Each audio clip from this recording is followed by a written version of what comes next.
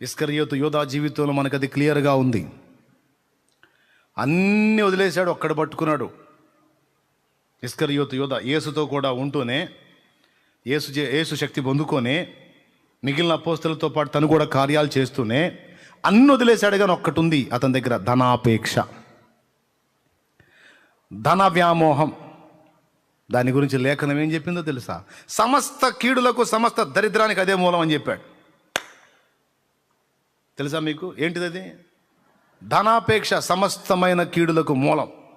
తిమోతికి రాసిన మొదటి పత్రిక 6వ అధ్యాయం 10వ వచనం చదువుతుంది, చూడండి.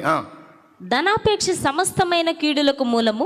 కొందరు దానిని ఆశించి విశ్వాసము నుండి తొలగిపోయి నానా బాధలతో తమ్మును తామే పొడుచుకుని, నానా బాధలతో తమ్మును తామే పొడుచుకుంది. సమస్తమైన కీడులకు, సమస్త కీడులు. ఎవడైనా ఏదైనా కీడు పొందుతున్నాడు అంటే వాడు